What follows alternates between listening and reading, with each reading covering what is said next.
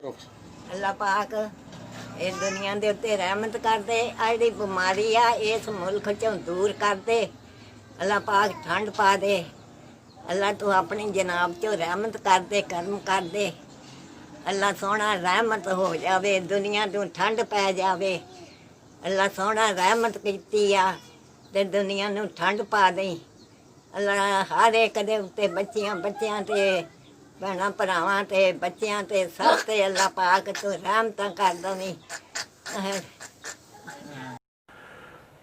वाहिगुरु जी का खालसा वाहिगुरु जी की फ़तेह। सभी मुसलमान भाइयों को ईद मुबारक। भाइयों, अभी आपने एक वीडियो देखी मेरी बात शुरू होने से पहले। एक माई है, पता नहीं हिंदुस्तान की है कि पाकिस्तान की, कौन से देश से है। वो माई हमारी एक बुज़ुर्ग माँ है। वो आपने देखा कि वो खुदा से, अल्लाह ताला से, परमेश्वर से, वाहिगुरु से वो क्या दुआ कर रही हैं। हो सकता है कि आपने ये बात नोट ना करी हो, पर मेरा मकसद है ये वीडियो बनाने का, आप पूरा देखना।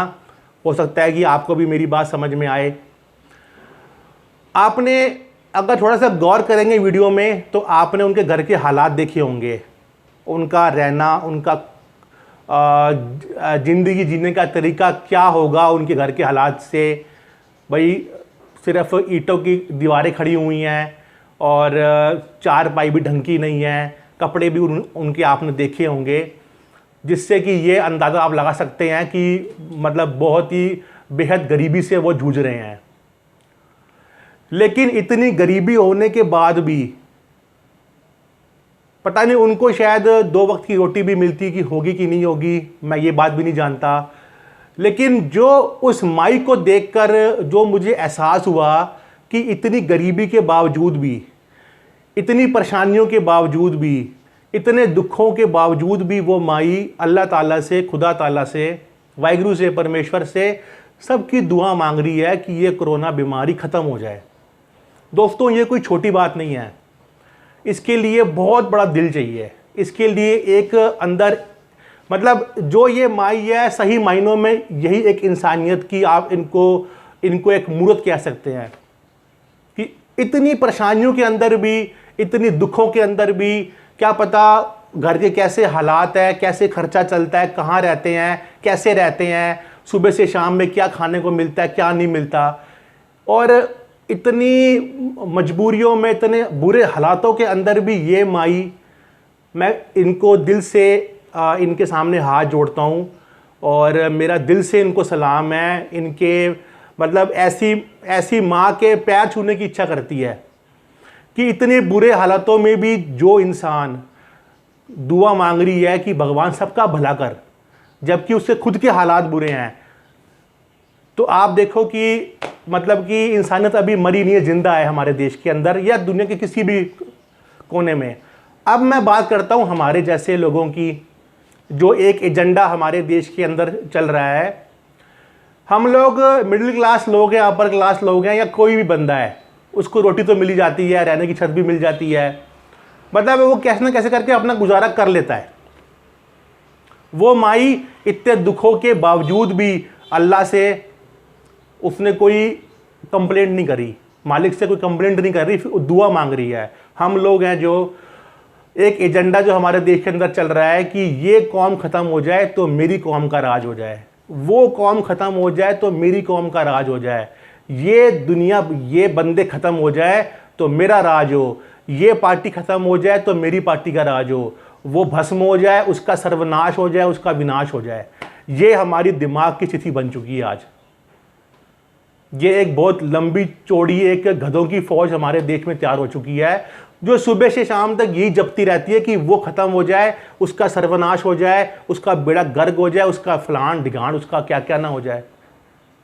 अब आप सोचो कि इस माई और हम में क्या फ़र्क है, जो सब कुछ भी ना मिलने के बावजूद भी वाहिगुरु से, परमेश्वर से, अल्लाह ताला से दुआ कर रही है कि या अल्लाह इस दुनिया से कोरोना की बीमारी ख़त्म कर दे ताकि पूरी दुनिया सुखी बसे। और एक हम लोग हैं। दोस्तों, एक बात मैं आपको बताना चाहता हूँ, मैं गुरबाणी का रेफरेंस भी दूंगा कि हम लोग दिन भर ये सोचते रहते हैं, कई लोग ऐसे हैं, मैं कुछ नहीं बोलूँ, कई लोग ऐसे बैठे हैं जो ये दिन भर सोचते रहते हैं कि ये कौम ख़त्म हो जाए, मेरा राज हो जाए, ये कुर्सी मेरे को मिल जाए, ये पार्टी भ्रष्ट हो जाए, उसका सर्वनाश हो जाए, उसका बेड़ा गर्क हो जाए, वो मर जाए, उसका ये हो जाए। गुरबाणी हमको यहाँ समझाती है, मारे राखी एको आप, मानुक के किछ नाही हाथ। मारने वाला और रखने वाला वो एक वाहिगुरु है, एक अल्लाह है, एक परमेश्वर है। मानुक के किछ नाही हाथ, इंसान के हाथ में कुछ भी नहीं है। आप जितना मर्जी सोच लो कि वो ख़त्म हो जाए, वो ये हो जाए। एक कहावत है, हमारे बड़े बुजुर्ग भी बोलते हैं और हम भी बोलते हैं कि जो दूसरों के लिए खड्डा खोदता है, पहले उसका अपना खड्डा खुद जाता है। तो कोई भी कौम या कोई भी इंसान किसी के कहने से ख़त्म नहीं होगी, पहली बात तो ये। दूसरी बात ये कि हम लोग दुआ कर रहे हैं उसके मरने की, तो ये हमारा कर्म खराब हो रहा है। हम लोग ऐसे क्यों नहीं कर सकते? हम लोग जब दुआ करनी है तो हम ये दुआ क्यों नहीं कर सकते कि भगवान, वो इंसान, वो एक ग्रुप, वो एक कौम, वो एक धर्म, या कोई भी हो, XYZ, एक पर्सन ही क्यों ना हो, एक इंसान ही क्यों ना हो, भगवान उसको सद्बुद्धि दे, वाहिगुरु उसको सद्बुद्धि दे, उसको सही रास्ते पे लेकर आ। वो गलत रास्ते पे चल पड़ा है। हम मरने की दुआ क्यों करते हैं यार? क्यों हम सद्बुद्धि की दुआ नहीं कर सकते इंसान भगवान से?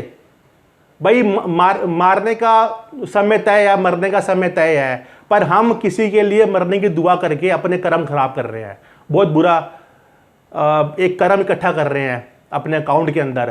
पर अगर हम लोग वाहिगुरु से, खुदा ताला से, परमेश्वर से ये दुआ करें कि वाहिगुरु उसको सद्बुद्धि दे, मालिक उसको सद्बुद्धि दे, तो हम पे खुदा भी हमसे खुश होगा कि ये किसी की सद्बुद्धि मांग रहा है।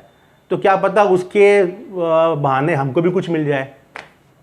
भाइयों, मेरा मैसेज इस वीडियो के जरिए ये है कि दुनिया के अंदर 100 बुराइयां हैं, 100 परेशानियां हैं, लेकिन हमको अपना भाईचारा स्ट्रांग रखना है, क्योंकि इस टाइम पर परेशानियों के बीच में ही जो दुश्मन होते हैं ना, वो एक कहते हैं ना, एक कमज़ोर कड़ी ढूंढते हैं तोड़ने की। वही काम हो रहा है इस टाइम पे, चाहे वो राजनीतिक पार्टी हो, चाहे वो कौमी पार्टी हो, चाहे वो कोई संघ, कोई भी किसी टाइप का कोई संघ हो, कोई संगठन हो, कोई डेरा हो, या कोई दल हो, कोई भी कुछ भी हो, XYZ, किसी भी धर्म से रिलेटेड हो सकता है वो। हमको इस टाइम पे अपना भाईचारा कायम रखना है, नहीं तो टुकड़े टुकड़े होने में हमको ज़्यादा टाइम नहीं लगेगा। तो भाइयों, सबसे यही दुआ है मेरी। फिर भी एक बार आप वापस से ये वीडियो देखें, मैं आपको वीडियो दिखाता हूँ वापस से एक बार और। हमको दुआ करनी है वाहिगुरु से कि अगर हमको किसी से परेशानी है, हमको किसी से कोई दिक्कत है, तो हमको वाहिगुरु से, खुदा ताला से ये दुआ करनी है जैसे ये माई कर रही है, इतनी दुखों के अंदर, इतनी परेशानियों के अंदर, इतनी गरीबी के अंदर भी वो दुआ कर रही है कि भगवान वाहिगुरु अल्लाह सबको खुश रख, सबको सुखी रख।